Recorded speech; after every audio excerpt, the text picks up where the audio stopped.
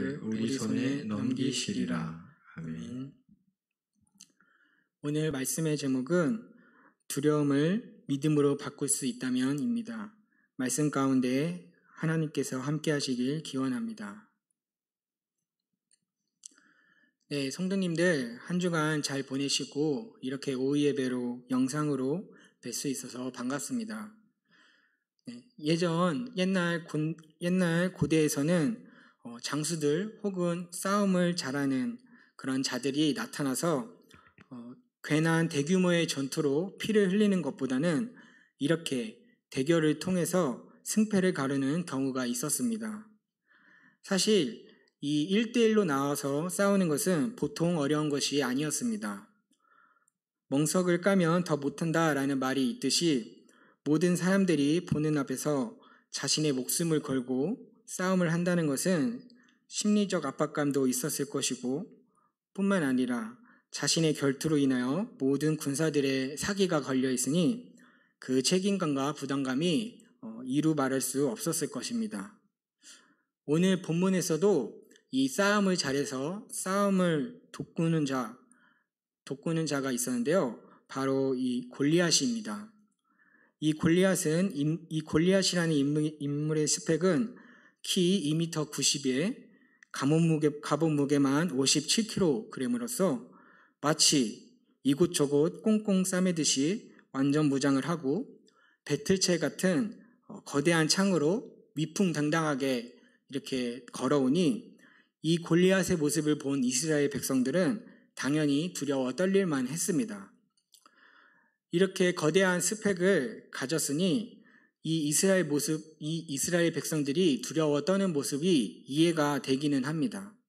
하지만 한 가지 아쉬운 것은 이 골리앗이 이 이스라엘 군대 그리고 자신의 왕 사울을 겁쟁이라고 모욕하는데도 그럼에도 불구하고 아무도 나서지 않고 가만히 있었다는 것입니다.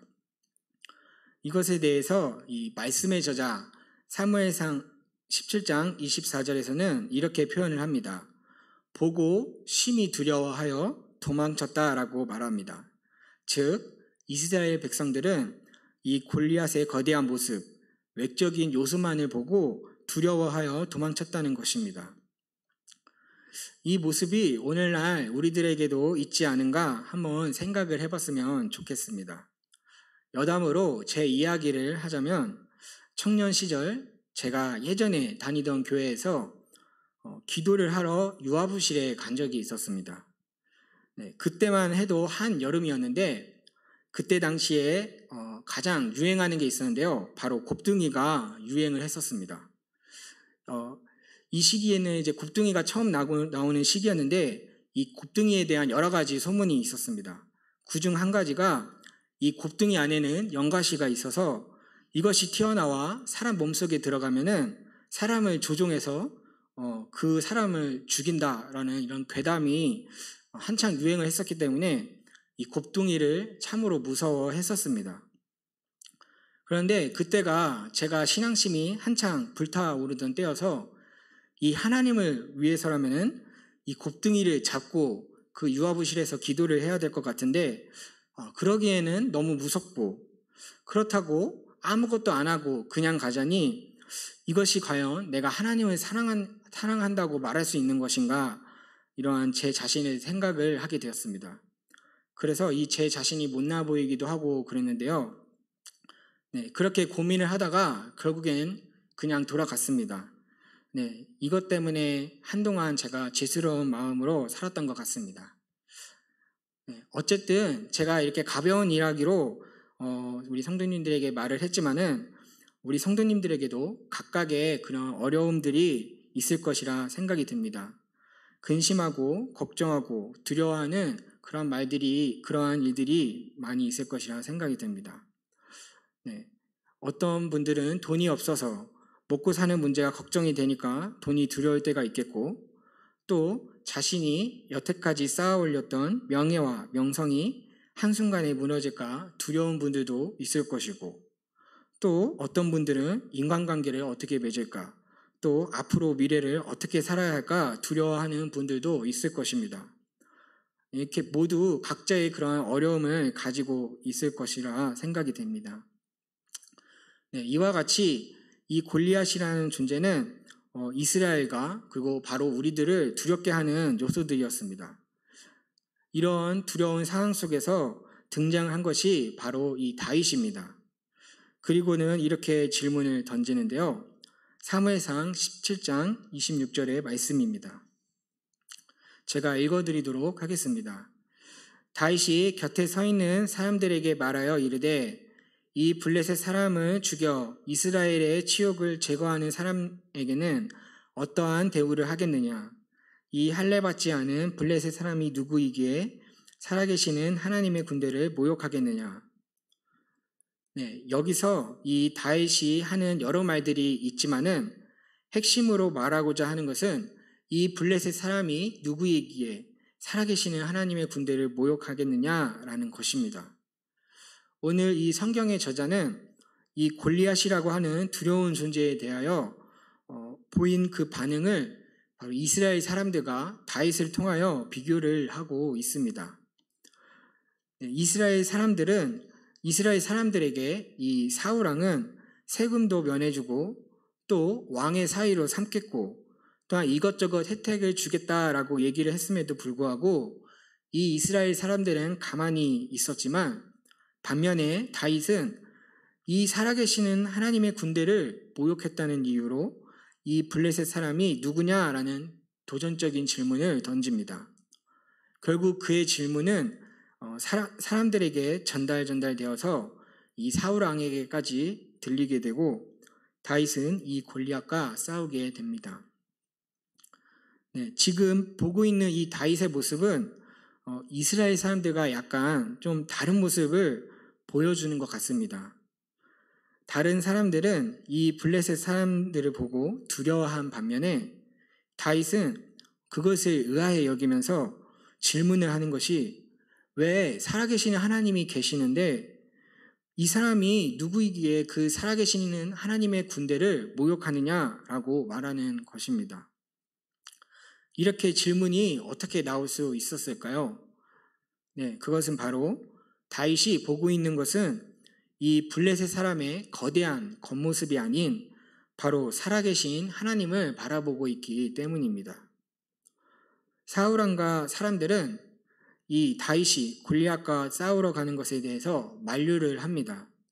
왜냐하면 골리앗 그는 어려서부터 용사일 정도로 체격이 크고 또한 그에 비하면 다윗은 너무나 보잘것없어 보이기 때문입니다.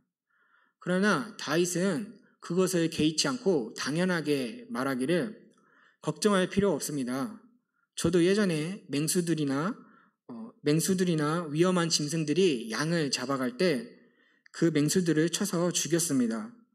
그때마다 하나님께서 저를 구원해 주셨는데 하물며 살아계신 하나님의 군대를 모욕한 이 사람일까 보겠습니까? 라고 이렇게 고백을 하는 것입니다. 그리고 이것이 실제로 일어나게 됩니다. 네, 다윗과 골리앗은 서로 마주보고 설 때 이 골리앗은 이 이스라엘 사람들과 같이 다윗의 외모만을 보고 업신여겨 이렇게 얘기를 합니다. 너가 나를 개로 여겨 막대기를 들고 나왔느냐?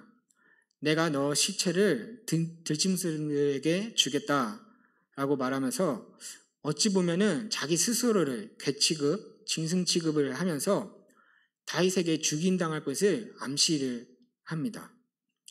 이와 반대로 이 다윗은 골리앗에게 이야기하기를 너는 칼과 창과 단창으로 내게 나아왔지만은 나는 내가 모욕하는 만군의 여호와 하나님의 이름으로 내게 나아간다 라고 말하면서 또한 더불어 이어서 고백하기를 여호와의 구원하심이 칼과 창에 있는 것이 아닌 바로 하나님께 있음을 너와 그리고 또 너희 무리들 블레셋 사람들에게 보여주겠다 라고 이렇게 고백을 하며 서로 격돌을 하게 됩니다. 그리고 여러분들도 잘 아시다시피 이 싸움의 결말은 다윗이 골리앗의 목을 뱀으로써 이 전쟁의 구원하심이 여호와 하나님께 있음을 증명하게 됩니다. 사랑하는 성도님들, 명랑이라는 영화 대사 중에 이런 것이 있습니다. 그 두려움을 용기로 바꿀 수 있다면 이라는 대사인데요. 이 대사는 12척의 배밖에 안 남았을 때 이순신 장군이 두려워하는 병사들에게 하는 말입니다. 이 대사는 우리들에게도 마찬가지인 것 같습니다. 우리가 삶을 살다가 보면은 너무나 크게 보이고 또한 도저히 우리가 어떻게 할 수 없을 것 같은 환경과 상황이 있습니다. 겉으로 보이는 모습과 또한 거대한 모습 때문에 우리가 그것을 보고 두려움을 느낄 수가 있는 것 같습니다.